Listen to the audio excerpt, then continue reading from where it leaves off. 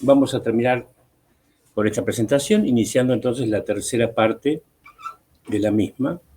Habíamos visto primero generalidades y conceptos sobre el llamado neoliberalismo, usos posibles del término. Después vimos una semblanza biográfica y teórica, digamos, de los aportes de Milton Friedman y de von Hayek. Y ahora vamos a profundizar en las dos secciones siguientes sobre esta singular personalidad, basándonos en el trabajo de un investigador chileno que lleva 30 años de estudio de las ideas de von Hayek. Recuerden entonces, habíamos concluido la segunda parte con esta idea de que para von Hayek lo fundamental es entonces asegurar ante todo la libertad económica, ante todo, anteponiendo un liberalismo autoritario a una democracia con elementos de regulación del mercado.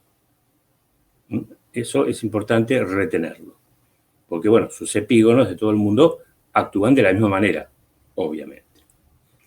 Algo más sobre el pensamiento de von Hayek, entonces. Según afirma el investigador chileno Jorge Vergara Esteves en un libro muy, muy interesante, la concepción antropológica de von Hayek, es decir, su idea sobre el ser humano, puede sintetizarse en 7 enunciados de carácter universal de un alto nivel de abstracción, que en conjunto constituyen una concepción del ser humano. Los tres primeros requisitos o enunciados responden a la pregunta de qué es el hombre, entendiendo hombre como especie, ¿no? Discúlpenme las feministas que están escuchando esto. Y los 4 últimos enunciados a la pregunta de cómo es este, es decir, cuáles serían sus principales características en el pensamiento de von Hayek. Primero, es un individuo. Punto de partida de la escuela austríaca, y de von Hayek en particular, individualismo metodológico. Es un ser evolutivo, es decir, cambia a lo largo del tiempo, y esa evolución es positiva. Y es creador de normas y tradiciones, lo cual de alguna manera se contrapone con esta idea de que hay ciertos principios morales absolutos, digamos, dentro de su concepción. Sus normas éticas principales son funcionales a la sociedad de mercado. Bueno, esta es una hipótesis fuerte, que von Hayek va a intentar rastrearla desde la más remota antigüedad. Su racionalidad es limitada, contra lo que dicen los neoclásicos anglosajones. Los hombres son naturalmente desiguales, este es un principio que les voy a pedir que recuerden, y su libertad individual es negativa. Esta idea de que los hombres son naturalmente desiguales, de acuerdo a la concepción del politólogo italiano Norberto Bobbio, lo ubica claramente a von Hayek en el pensamiento de derecha, que prioriza la jerarquía, porque obviamente si hay una desigualdad hay una jerarquía, después veremos que es así, contra el principio de igualdad que en teoría sostienen los individuos que se sitúan a la izquierda según la concepción de Bobbio. La reflexión de von Hayek sobre la igualdad comprende 3 aspectos principales. Primero, su tesis de la desigualdad natural de los hombres, como ya hemos visto. Natural nos lleva a la naturaleza, digamos, ¿no? O sea, estaría en la ley natural, para decirlo en términos utilitaristas, que los hombres son naturalmente desiguales. Por lo tanto, va de suyo, que cualquier intento de amenguar o menguar esa desigualdad está condenado al fracaso. La existencia de legítimas desigualdades económicas, fruto de las desiguales capacidades y actitudes de los individuos, y las igualdades funcionales, como las llama von Hayek. Von Hayek sostiene que cada ser humano es un conjunto de atributos producto de una combinación única de genes de donde proviene. Eso es cierto. Y esta unicidad biológica es reforzada por las diferencias de educación y formación, lo cual también es cierto. Estas disimilitudes o diferencias se expresan en la distinta capacidad adaptativa a la vida práctica, especialmente al mercado. Ahí ya empezamos con problemas. Los seres humanos se dividen en la mayoría y la minoría. La mayoría de las personas son insuficientemente civilizadas, dice von Hayek, y se guían por atavismos, es decir, residuos del pasado. Las masas no comprenden las reglas y las leyes abstractas que rigen la sociedad. extendida, la sociedad de mercado. Por eso no logran adaptarse adecuadamente a la competencia y por eso fallan. La minoría, en cambio, posee todas las capacidades de las que carecen las masas. La minoría, en cambio, posee todas las capacidades de las que carecen las masas. Bueno, ahí tenemos entonces esta idea de Bobbio de jerarquía. Hay una minoría que tiene todas las capacidades y hay una mayoría que no las tiene. Obviamente, la consecuencia lógica y natural de esto es que la minoría triunfe donde la mayoría fracasa. Consecuentemente, von Hayek sostiene que en una sociedad de mercado libre, como la que él preconiza, las desigualdades sociales y económicas son consecuencias no solo esperables, sino también deseables del ejercicio de la libertad y de la competencia entre individuos desiguales por naturaleza en el mercado. Von Mises, acuérdense, el maestro de von Hayek, cuyo planteamiento es análogo al de este autor, afirma la desigualdad entre los seres humanos. Los humanos en realidad somos tremendamente disímiles, incluso los hermanos se diferencian por sus atributos físicos y mentales, dice von Mises. La naturaleza jamás se repite, nunca produce en serie. Cada uno de nosotros, desde que nacemos, llevamos grabada la impronta de lo individual, de lo único, de lo singular, lo cual es cierto. Hay un proverbio judío que dice que quien salva a una persona salva un mundo. Ya lo sabían, está en el Antiguo Testamento, digamos, en la Torá. Pero lo importante es qué consecuencias extraemos de esta premisa. Von Hayek escribe, por su parte, la ilimitada variedad de la naturaleza humana, el amplio grado de diferencias en la potencialidad y capacidad de los individuos, es una de las más preciosas realidades que ofrece la especie humana. Von Hayek considera entonces que la libertad es el valor central y solo está subordinada al progreso. En cambio, la igualdad es un valor secundario, confirmando lo que afirmamos hace un rato. Asevera que en el ejercicio de la libertad, especialmente la libertad económica, no puede sino generar mayores desigualdades. Si queremos la libertad, dice, debemos aceptar la desigualdad, puesto que en una sociedad libre las desigualdades económicas y sociales son el resultado de diferencias naturales. Todo intento de aminorar las desigualdades desde el Estado, artificialmente, dice, tiende a restringir la libertad individual. La existencia de diversas formas de desigualdad, sostiene von Hayek, no implica que los individuos deban ser tratados en forma desigual. Todo lo contrario, afirma. En una sociedad libre o extendida, como también la llama, lo adecuado es que las instituciones traten a los seres humanos del mismo modo. Sin embargo, no piensa que esto sea una compensación a las desigualdades económica y social que pudieran estar motivadas por algún deseo de justicia, sino porque es una necesidad funcional de la sociedad del mercado. Y esto nos remite a una de las características con las que empezamos esta tercera parte. Dice von Hayek, nada produce más daño a la pretensión de igualdad de tratamiento que basarla en una presunción tan obviamente falsa como lo es la igualdad de hecho de todos los hombres. Es esencial afirmar que se aspira a la igualdad de trato, no obstante el hecho cierto de que los hombres son diferentes. Esto implica el reconocimiento y la protección institucional, dice, de tres igualdades básicas, necesarias para el ejercicio de la competencia en el mercado, no porque sea un hecho de justicia, sino porque ayuda a perfeccionar el mismo, el mercado, que es la gran preocupación de Hayek. La igualdad ante la ley, la igualdad ante la justicia y la igualdad ante el mercado. La igualdad ante la ley es uno de los principios centrales en la concepción hayekiana del Estado de Derecho. Von Hayek considera que esta forma de igualdad, y en general la igualdad ante las distintas normas, es plenamente compatible con la libertad individual. Muy bien. Esta forma de igualdad ante la ley significa que la legislación no puede discriminar, positiva o negativamente, a ninguna persona o grupo de personas, ya sea por su sexo, edad, religión, forma de pensar u otra condición. Raro en una persona que apoyó al gobierno sudafricano. Asimismo, establece que ninguna persona o grupo debe recibir un tratamiento preferencial, cualquiera sea su género, situación laboral, edad, etc. O sea, ni a favor ni en contra sería esta idea, ¿no? La igualdad ante la justicia es una consecuencia de la anterior y es necesaria para que pueda aplicarse el principio de la igualdad ante la ley. Como igualdad formal, exige que todos sean tratados del mismo modo por el sistema judicial y los organismos auxiliares a este, excluyendo toda forma de discriminación negativa o positiva.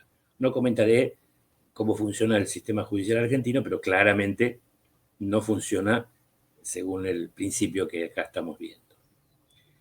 En mi opinión, por lo menos. La igualdad ante el mercado, que es la tercera de las igualdades, es mencionada, pero no analizada por von Hayek. Se podría pensar que no es necesario hacerlo, porque existe un tácito acuerdo que, como compradores o vendedores, todos son iguales, lo cual, a mi juicio, es discutible, y las diferencias individuales son irrelevantes en este campo. Von Hayek cuestiona a los que quieren instaurar la igualdad, o al menos disminuir las desigualdades sociales y económicas, porque eso implicaría imponer un modelo de distribución económica, y esto va contra su tesis de la formación espontánea de las sociedades. En tal sentido, considera que la distribución de la renta nacional que se produce en un mercado libre no puede ni debe ser modificada. O sea, que él estaría absolutamente en contra de las políticas redistributivas. Porque eso alteraría el funcionamiento del mercado y perjudicaría a todos, dice, incluso a aquellos que se busca favorecer mediante medidas redistributivas. Los partidarios de disminuir la desigualdad, basados en una idea fantasiosa del mérito individual, realmente están buscando modificar la distribución que se produce espontáneamente en el mercado. Bueno, aquí tenemos un problema, que lo analizaremos en un ratito. Consiguientemente, von Hayek ha desarrollado a través de toda su obra una crítica económica, ética y política a la legislación redistributiva de los estados contemporáneos. Sobre todo a la legislación del welfare state, del estado de bienestar, a los que denomina intervencionistas, y a su fundamento ético y político, que es la concepción de la justicia social. En opinión de von Hayek, la libertad en Occidente surge en el desarrollo histórico de la humanidad y con la evolución del mercado. Esto es interesante. No existiría entonces la libertad como derecho natural, sino que la libertad surge por el desarrollo histórico. Acá ahí tenemos, a mi juicio, una diferencia importante con los pensadores liberales clásicos de los siglos XVII y XVIII. Por ello se puede decir que la libertad económica es una dimensión indispensable de la libertad individual. Consiste en la capacidad de elegir, esto es, nos remite al título de la obra de Friedman, Free to Choose, libertad de elegir, si se desea realizar o no una actividad económica. ¿Y cuál sería esta? Como empleado o independiente. ¿Qué productos se quieren comprar? ¿En qué cantidad y a qué precio? ¿En la facultad de gastar o ahorrar? ¿En el libre ejercicio del derecho de propiedad? Etcétera. A través de sus obras, von Hayek ha analizado las formas en que los estados limitan la libertad económica. Veamos esto. Las más importantes serían la determinación de precios fijos o máximos para ciertos productos, interfiriendo la ley de fijación del precio con el juego de la oferta y la demanda. El establecimiento de salarios mínimos que distorsionan el mercado laboral y el conjunto de los mercados interconectados. Esto tiene que ver también con la concepción austríaca de cómo se vinculan los mercados entre sí. La legislación que dificulta o encarece el funcionamiento del mercado laboral a través de restricciones a la libertad de contratar y despedir. Esto es interesante, sobre todo para el caso argentino. Los impuestos progresivos generales de ingreso, ganancia, adherencia y otros, que a juicio de von Hayek constituyen una forma de expropiación a una minoría. Él propone la abolición de estos. Propone la proporcionalidad en las cargas tributarias, como lo hacía Smith. Y los impuestos a las importaciones y las exportaciones, que constituyen una exacción, una quita, injustificada a los exportadores y a los consumidores. El autor austríaco piensa que en un mercado libre, las decisiones económicas individuales no solo son una parte indispensable de la libertad individual, sino que sus efectos serán beneficiosos para todos, puesto que maximizarán el uso de los factores del mercado, ya que existe una tendencia impersonal, dice, al equilibrio entre dichos factores. O sea, concuerda con el teorema de la mano invisible de Adam Smith, aunque por otras vías, digamos. Von Hayek dedica parte importante de su obra a la elaboración de su concepción del mercado. Esta se puede sintetizar en 12 enunciados, nos dice el investigador chileno. Vamos a ver esos enunciados. Es el principal orden autogenerado. ¿Se acuerdan de la idea de los órdenes espontáneos en todo sentido? Bueno, para von Hayek el mercado es espontáneo, es autogenerado por el afán de lucro de los individuos. Y así lo establece en uno de sus textos. Es autorregulado. Esto es importante, no necesita regulación externa. Posee una tendencia inmanente, es decir, innata, endógena, al equilibrio de los factores económicos, avalado por la teoría de la competencia perfecta. El valor económico es subjetivo, obviamente, contrariamente a la teoría del costo de producción o del valor trabajo de los clásicos, y mucho menos a la teoría de Marx. Es un sistema de coordinación libre que nunca es coercitivo. Nadie está obligado a hacer lo que no quiere. Está basado en el conocimiento concreto, personal knowledge, lo llama Polanyi, de sus participantes. Que en otra parte va a decir que es un conocimiento limitado. Es más sabio que cualquier individuo o grupo humano. Se funda en la justicia conmutativa, es decir, en la justicia de los intercambios. Para von Hayek, los intercambios son entre equivalentes, porque nadie haría un intercambio que lo perjudica en ese orden espontáneo según su tesis principal. Requiere del Estado, sí, porque von Hayek no es anarcocapitalista, digamos, para preservar las condiciones necesarias de su existencia y funcionamiento. La propiedad, el sistema de contrato y el estímulo de la competencia. O sea, esos serían los únicos roles públicos admisibles en el mercado. Solo el mercado libre permite el cálculo económico y no la planificación, como vimos hace un rato. Se basa en la libertad económica, permite que el mayor número de personas pueda vivir y solo requiere algunos derechos básicos y excluye el reconocimiento de la mayor parte de los derechos humanos. Esta tesis de Vergara Esteves es interesante y será desarrollada en un momento.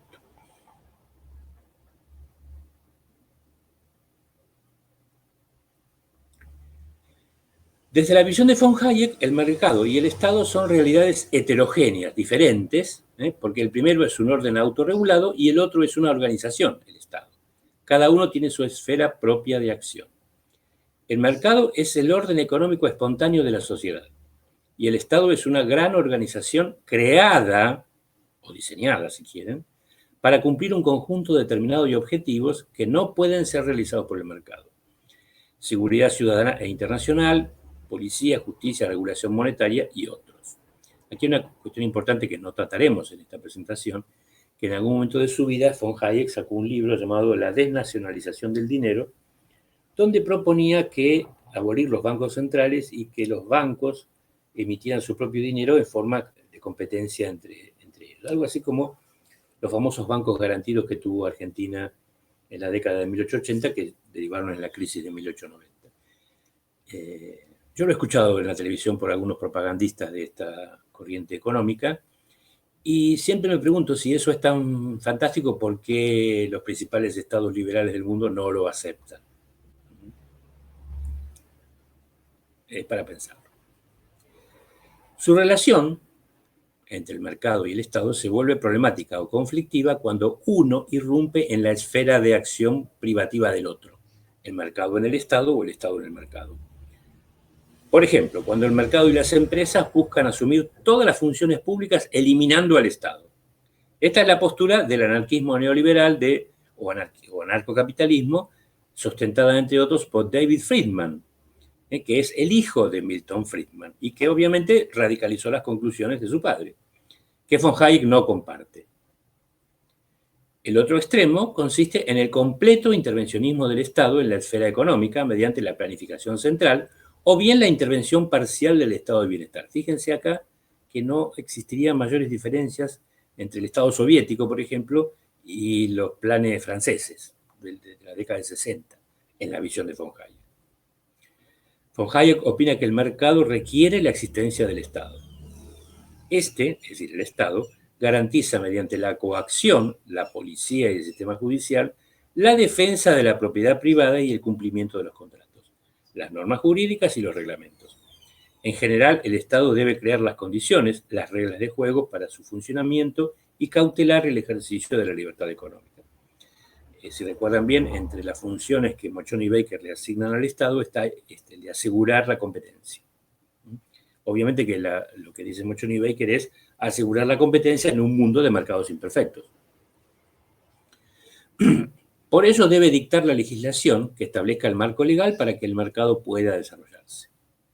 Esto implica estimular la competencia, así como los descubrimientos tecnológicos y científicos, cuyas ventajas son indudables para todos. Y probablemente esto tenga que ver, en la visión de Hayek, con el aseguramiento de los derechos de propiedad para los innovadores.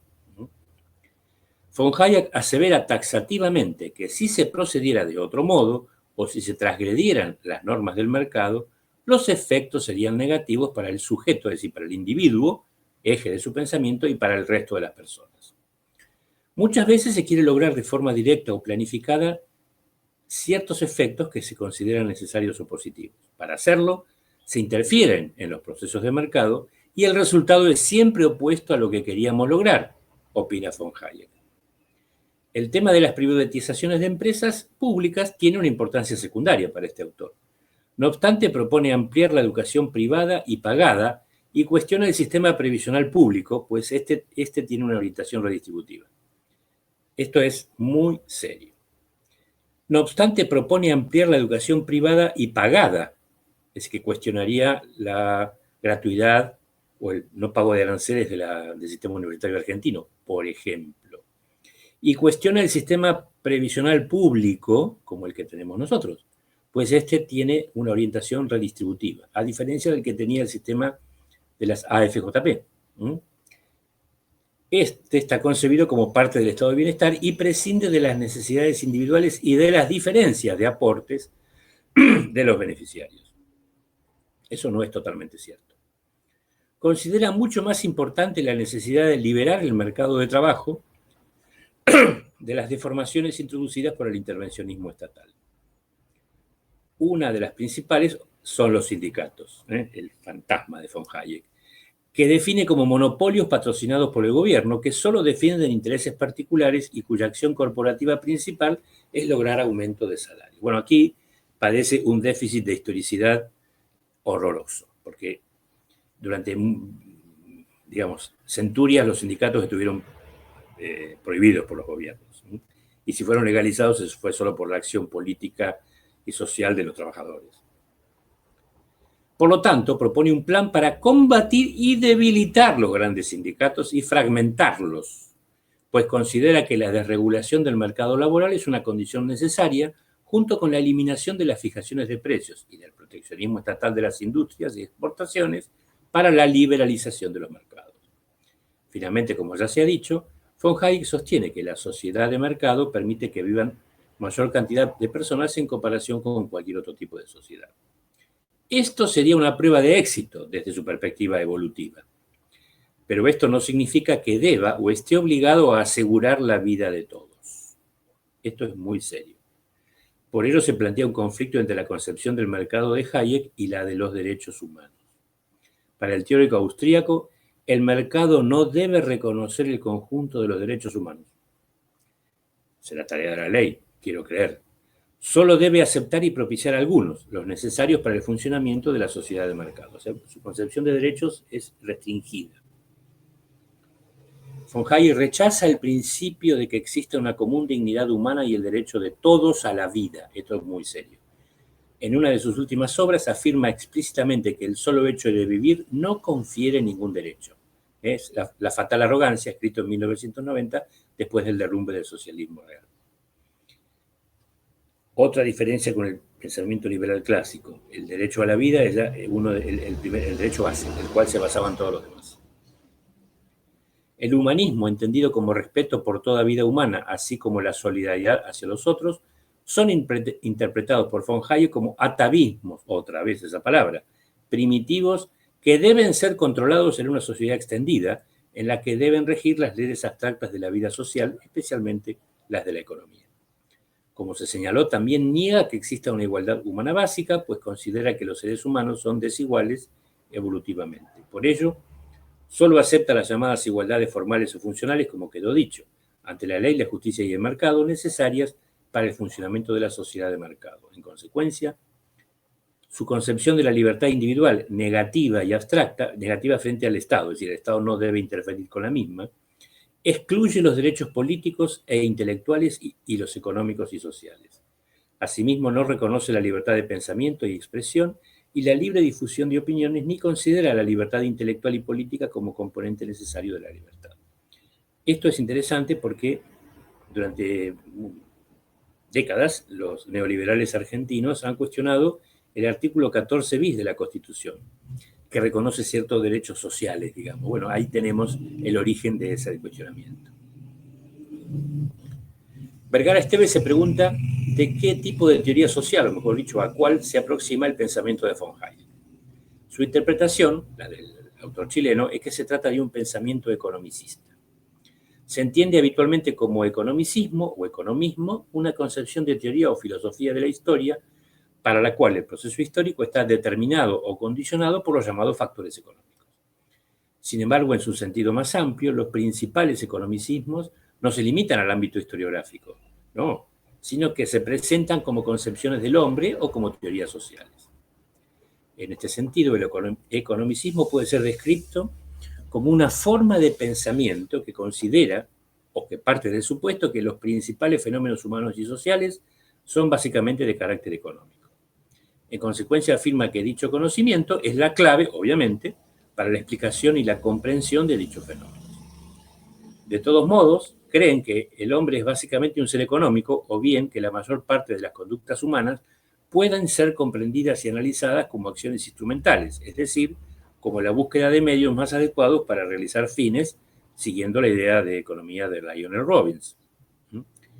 Bueno, la idea del homo economicus sería una idea economicista típica.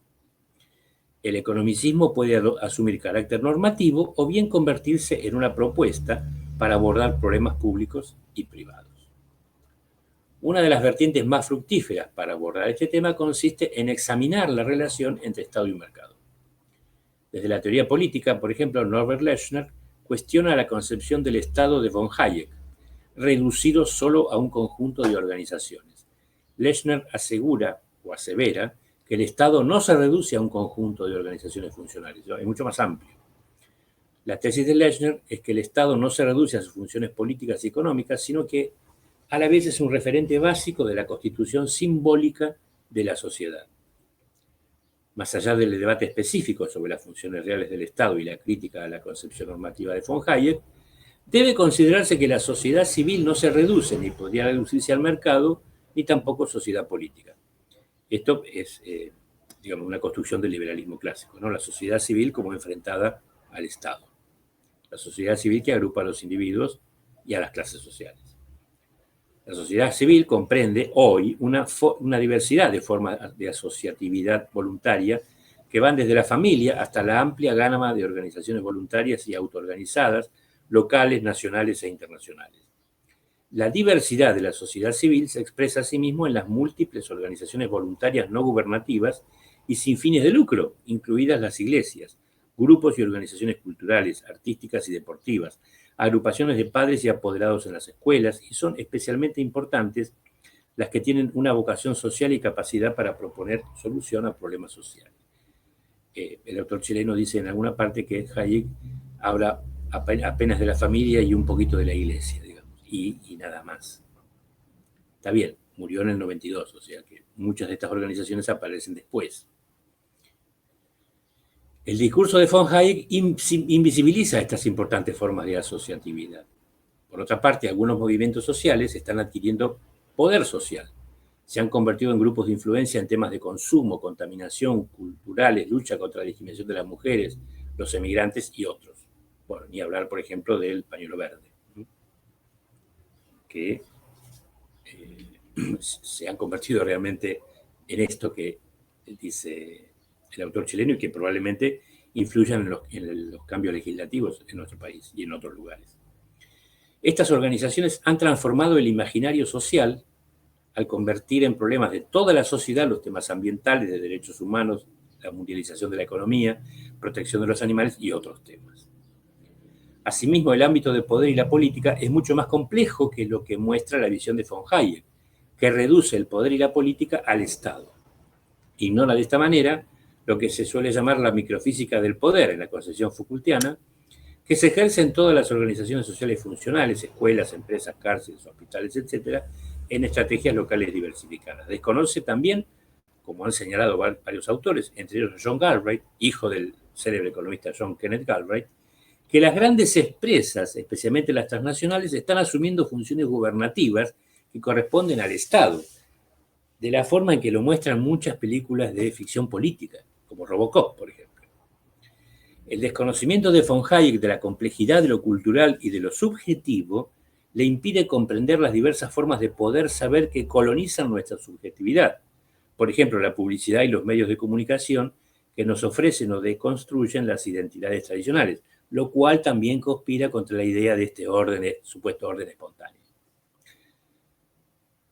Diferencias, bueno, aquí está mal el título, es entre Adam Smith, ¿no?, y Friedrich von Hayek. Perdón. El investigador chileno ha procurado mostrar la continuidad entre Smith, Ferguson, Mandeville, que son, en realidad Ferguson precede a Smith y a Mandeville, son autores de la Ilustración escocesa, y los neoliberales, especialmente von Hayek. Sin embargo, también han señalado diferencias teóricas significativas.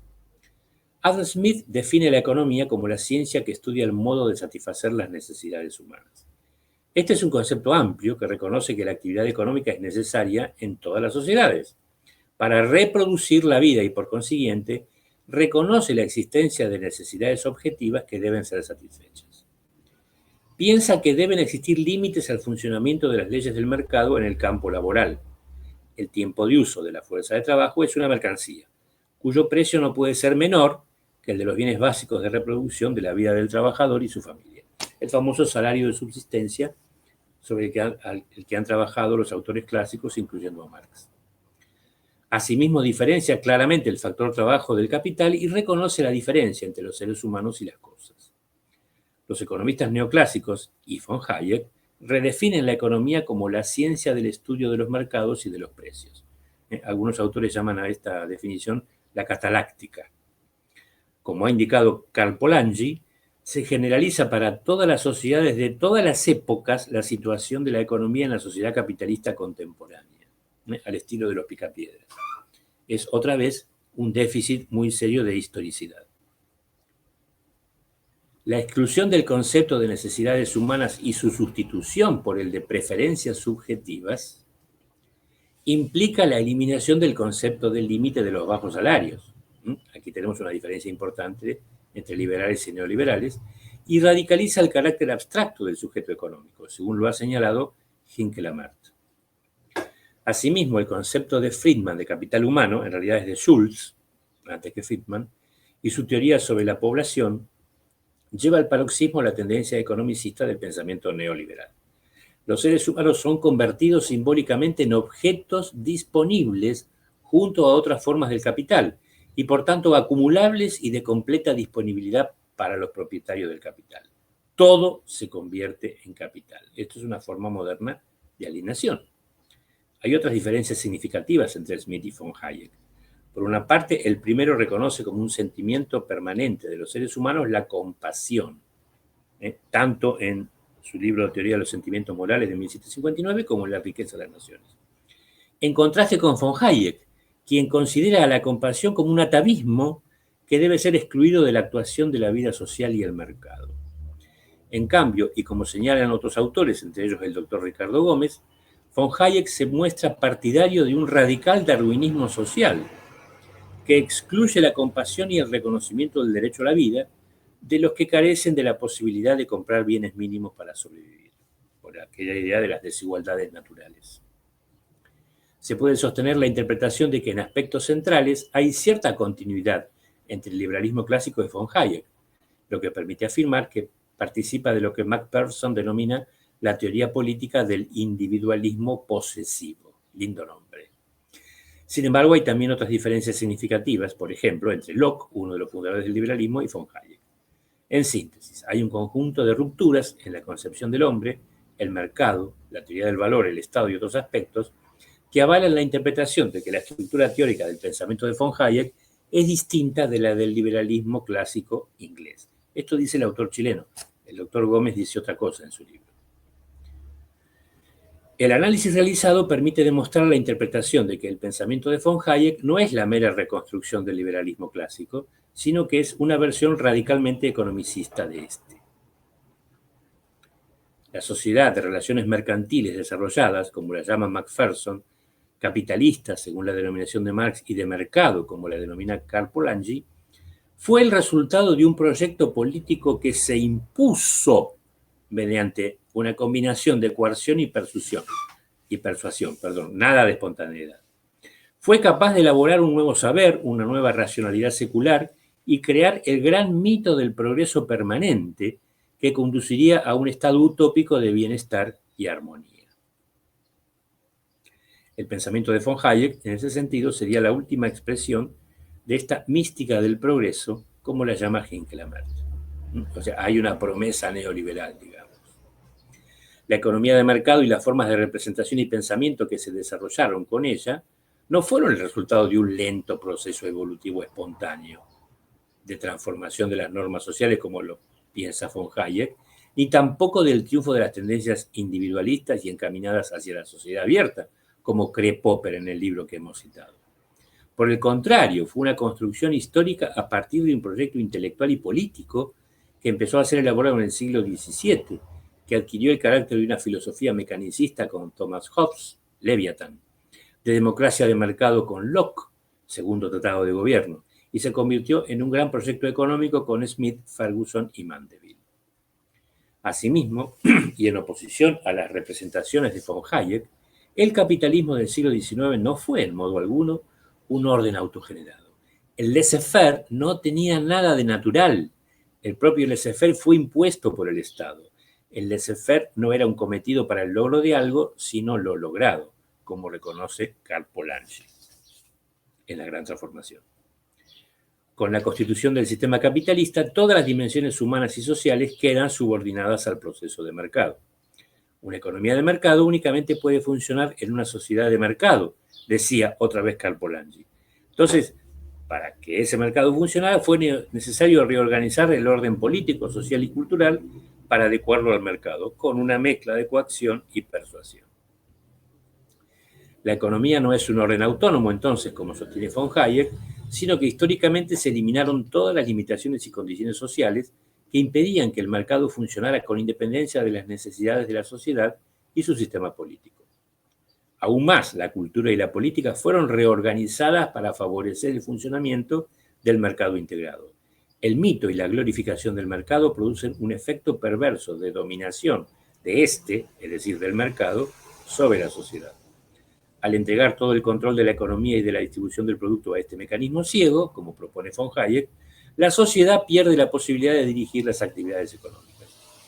En la modernidad, cualquiera sea la concepción de modernidad que sustentemos nosotros, se produjo un gran desarrollo de los medios de producción acompañado y estimulado por la expansión imperialista europea, pero las consecuencias sociales, culturales y económicas fueron negativas y en muchos casos terribles para la mayor parte de la población.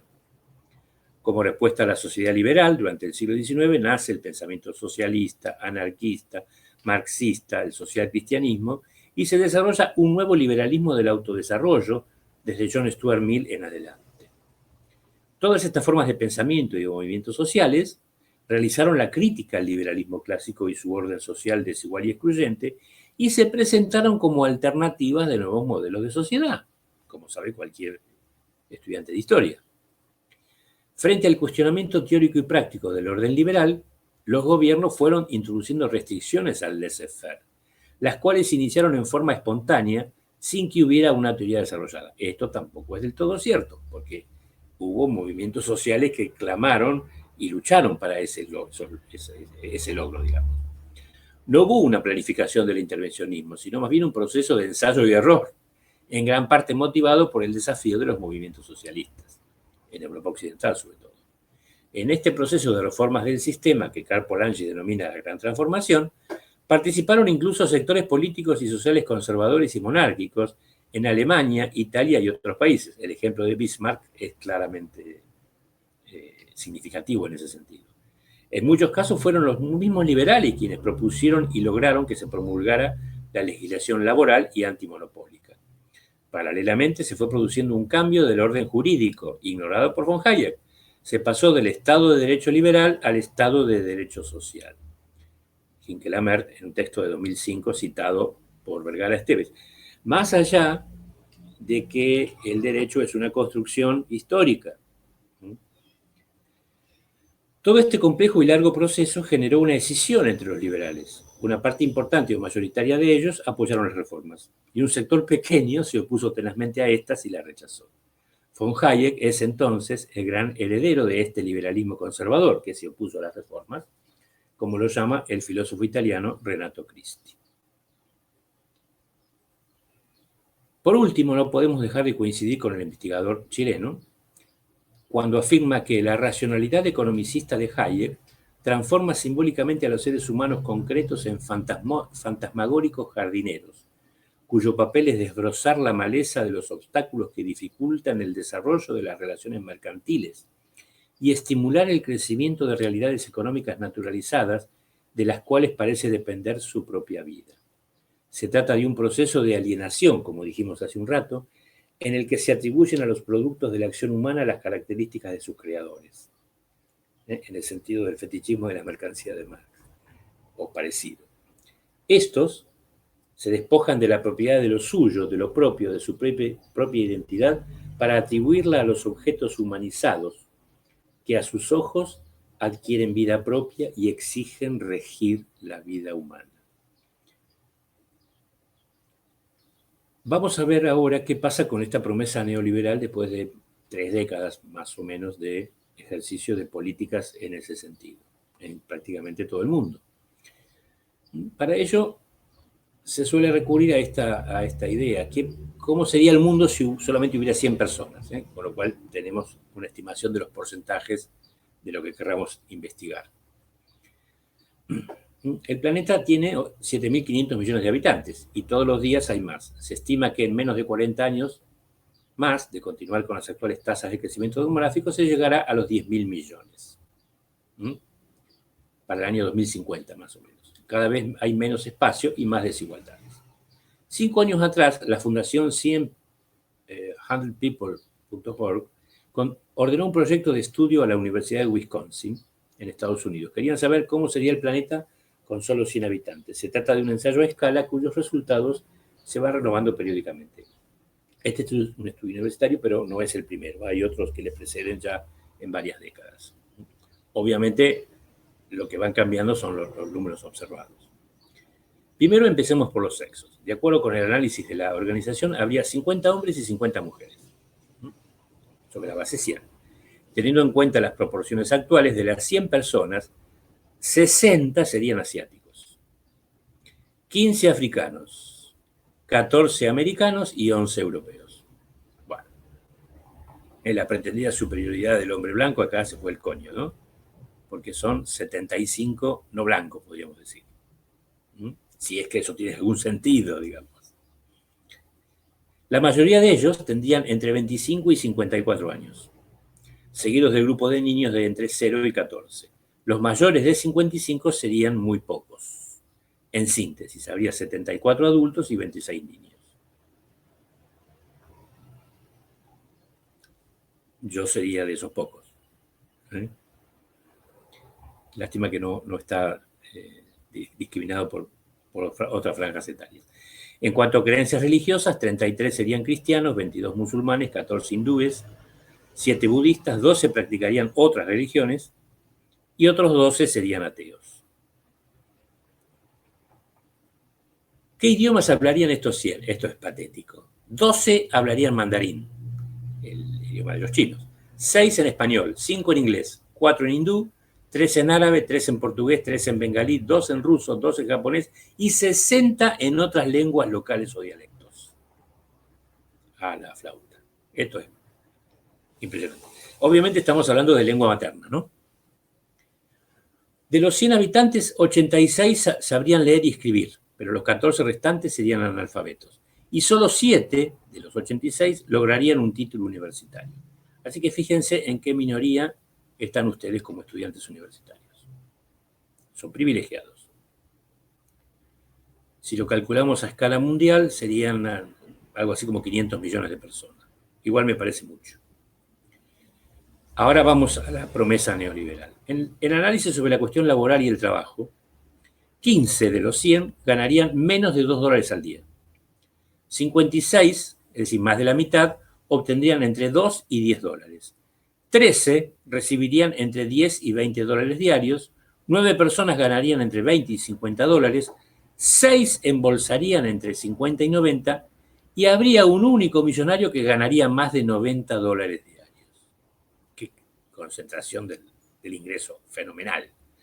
Un solo individuo manejaría la mitad de todo el dinero del mundo y los otros 99 se repartirían la otra mitad. Ni hablar. No es mejor el panorama en cuanto a la salud. De los 100 habitantes, 21 tendrían sobrepeso. 63 estarían sanos, un poquito menos de los 2/3. 15 sufrirían desnutrición y 1 estaría muriendo de hambre. De todos ellos, 51 vivirían en las ciudades y 49 en áreas rurales. O sea que hay mitad y mitad de población urbana y rural. Argentina, bueno, en ese sentido se sale por completo de esta media porque más del 95% de la población es urbana, ¿no? Pero, sobre todo en los países asiáticos, la India y China, hay todavía un gran porcentaje de población rural. Bueno, ese es un hermoso mapa hecho con personas. Fíjense qué bonito.